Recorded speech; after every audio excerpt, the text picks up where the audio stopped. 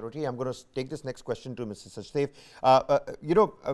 Help the viewers understand a little bit.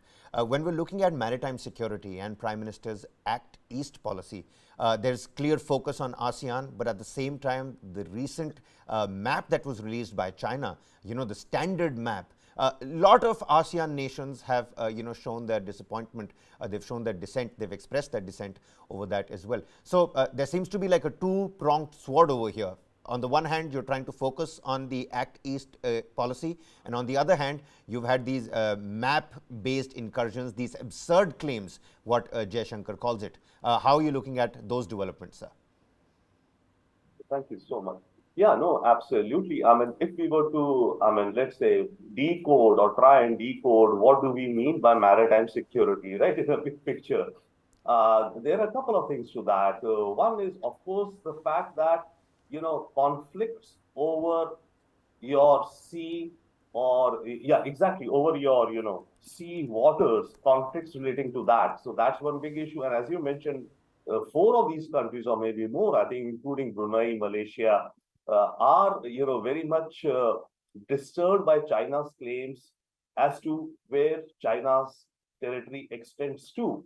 The basic point being that you see any country from your coast, if you're sitting on the sea, from your coast, 12 nautical miles is your territory in the sea. Nobody can come in that. If anybody comes, you shoot, right? But beyond 12 nautical miles, up to 200 nautical miles from your coast is the zone which is your exclusive economic zones. What this means is that up to 200 nautical miles from my coast, other nations' ships can come and go, etc. But no one can exploit the resources of the oceans in this economic zone. Now, what China does by its 9-dash line of claiming the islands which extend further, etc. Right. So what China does, it impinges upon the exclusive economic zones of several of these countries. So that is a matter of national security of these countries. That's one big area.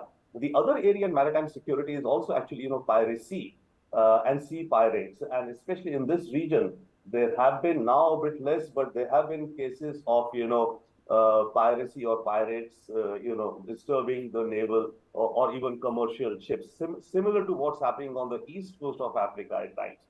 So these are broadly, you could say, two aspects of maritime security which concern everybody. And the third is, of course, China again. Again related to China, this topic comes up that the Chinese fishermen come into the exclusive naval zones, do fishing.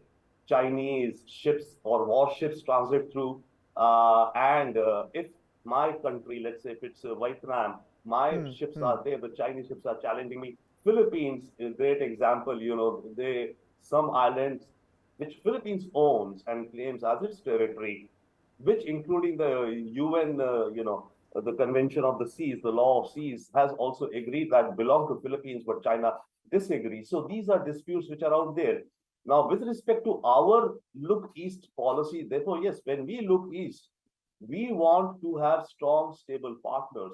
By the way, our trade with ASEAN as a bloc is around $90 billion, whereas ASEAN's trade with China is almost $1 trillion. So ASEAN-China trade is about 10 times compared to what India-ASEAN trade is. So we need to bump it up. The point being that the more you have, once again, I'm coming back to this idea of engagements, the deeper and wider engagements we have in our Look East policy, the better it is for us in terms of trade, of course. But the more, the better it is also for us to build up a counter, a counter vector to Chinese expansion and China's claims, illegal claims on the, not the territories, on the seas or exclusive economic zones which belong to several of these ASEAN nations. Now, the ASEAN nations are kind of, in a little bit of a fix. They want to, in fact, the Indonesians have said that the core tagline this time is that let us have unity and let us not be a proxy to anyone. Okay, that's what ASEAN is saying under Indonesia's chair this time, that let us have unity amongst ASEAN nations and let us not become a proxy to the wars of others, which implies, of course, America-China tensions. So ASEAN in that sense is walking a tightrope. And to some extent, even India is exactly doing the same. We are one, we are charting our own path. We do not want to be a proxy to anyone else. So we want to be not a proxy to anyone else. ASEAN does not want also to be a proxy to anyone else. So therefore, there's a natural alignment of interest for increasing, enhancing cooperation in multiple domains between India and the ASEAN nations. And lastly, as Ambassador Vora said, or he said that we'll keep it aside for the time being, the element of overall cultural and soft links, right? So that is definitely a huge bedrock. But even keeping that apart, there is a natural alignment of our one trade we need, they need, everyone needs trade, right? But by boosting trade, by boosting interlinkages, we help prop up ASEAN to stay not as a proxy of any of the competing world powers. Absolutely, and like the Prime Minister has put it time and again, even when he visited, the Ukrainian president and in the United States as well at that official state visit, he said that this is not an era of war, and that's how India has constantly been posturing itself as well. Many thanks for that pertinent input over there, Ambassador Vora. The situation in Myanmar is going to be another hot topic. Ever since the junta's coup recently, that is going to be another hot topic for sure. Now, when we're looking at Myanmar, what role can India essentially play? How do you think India is going to posture itself? Because inside the ASEAN countries as well, Indonesia has taken a different stand, Thailand has taken a different stand, and even as we're talking about this, China is coming up with a new, sort of like a bridge that is going to surpass some international maritime checkposts that's going to cross through the Thailand Gulf. All of that is taking shape. Myanmar, the ASEAN nations themselves, having a divided opinion, and how can India, play a role over here? Your opinion on that? That's a very good question, and it's not easy to find an answer. Well, thank you for asking it. As far as China is concerned, just one issue about the map that they've recently published. If you go by that map, and incidentally, if you look at it carefully, even the moon is part of Greater China. So Chandrayaan-3 should get Chinese permission before landing there, according to the Chinese. The Chinese are not attending this, the ASEAN Plus Summit, so to speak, the ASEAN East Asia Summit. Because Dingling, whatever the fellow's name is, he's very scared that he'll be called out. He's not going for domestic reasons. We all know that. So he's very, very insecure in his own country. He's not going to move anywhere. Even if the ASEAN Plus Summit was being held, or the East Asia Summit was being held in Hong Kong, he would probably not leave Beijing. That's extremely important to remember. And now India has emerged as a counterweight. You've talked to Myanmar. How do you deal with a country which is a member of ASEAN? None of the ASEAN nations have at different times, even in their recent history, been perfect democracies. There's been a coup in Myanmar, yes, and ASEAN is saying, look, you guys better behave. There's been trouble in Cambodia. The ASEAN fellows have been saying, look, you don't do funny things like this. So how do you deal with Myanmar, which is our neighbor, which is effectively our bridge, our link over land to ASEAN? I believe we've taken the right approach. We are dealing with everybody.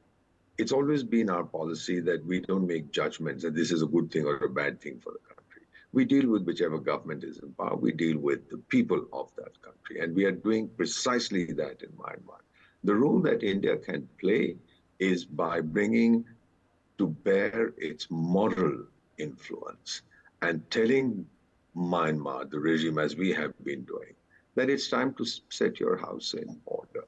ASEAN would appreciate this role greatly. They do not trust the role of China at all in Myanmar. We all know what China has been up to, the kind of money they've given, the funny games they are playing. They do not trust the United States, which always comes with a big stick and says, it's my way or the highway. They trust India because they know that we will provide the healing touch, and particularly under Prime Minister Modi. When India's international stature has gone higher than the sun, they know that we will be able to play an effective role in gently nudging the present regime, the military junta in Yangon, to bring back to Myanmar the kind of system that the people of Myanmar deserve and that Asia deserves as far as Myanmar is concerned. So I believe we can play a role, a very positive role.